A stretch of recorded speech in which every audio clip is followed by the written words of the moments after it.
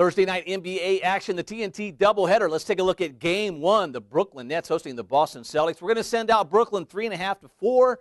189 will be the total. The Boston Celtics 3-1 on the road this season, and they are playing on Wednesday night, so this will be their third back-to-back. So far this season, 2-0, 1-1 against the spread in those situations. Rajon Rondo, now the unquestioned leader of the Boston Celtics. He's really playing well.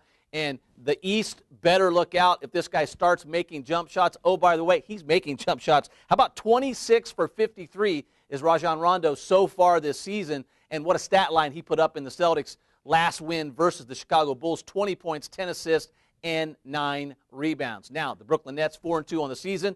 Not real sold on their resumes so far. They get run by 30 by the Miami Heat. They beat Orlando twice. They've beaten Toronto and Cleveland. So far, no real signature wins for the Brooklyn Nets. They have to find some scoring besides their big three. So far, Williams, Johnson, and Lopez doing the majority of the scoring. On the injury front, Gerald Wallace and Marshawn Brooks expected to miss this game Thursday night versus the Boston Celtics. Now, Heat Nuggets, Game 2 of the TNT doubleheader. Stay tuned. All right, let's get to the late game. Thanks, Pat. And we're talking about Miami at Denver. Looking at the Heat as a 2-point favorite. Total in the game is 205. Listen, this Miami team, high profile. The public's all over it. Odds makers know they got to be on the beam with these guys, Monte.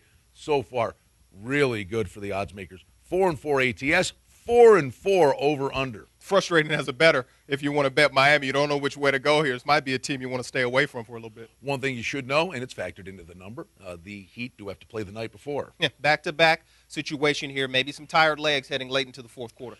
LeBron James, awesome performance against Houston, took the team on his shoulders, carried them to victory, and then won the game at the tail end. Just philosophically, as we look at this Heat team, Monte, based on how the season ended last year, it's only an 8-game sample. But is LeBron James more comfortable in his own skin now saying, give me the rock, I'm not so worried about dishing off to everybody? No, I think he is, Brian. I mean, he won that championship. Monkey's off his back now, and you're seeing a much more comfortable player out there. He's taking late-in-game situations. We saw what he did, as you mentioned. He knows that Dwayne Wade is not doing his thing just yet. Only 18 points a game from Dwayne, so LeBron will pick it up. Denver, 12 of the next 16 on the road. This is a big game for them, but they're streaky, Monte. How do we, with confidence, play these guys? Lost first 3 of the season, then a 4-game winning streak, now off a loss. Well, one thing that they did do for the bettors is they lost that first game and did not cover, but they covered 5 straight until this last game against Phoenix where they finally failed to cover. So they have been covering a little bit. That's a good thing for bettors, but this team, you're going to need some consistency. I think it has to do a little bit with what George Karl is doing, jerking with his minutes with his big guys, Kufus, McGee, Fareed. Not sure what they're getting minutes-wise. You're not going to see any stability until that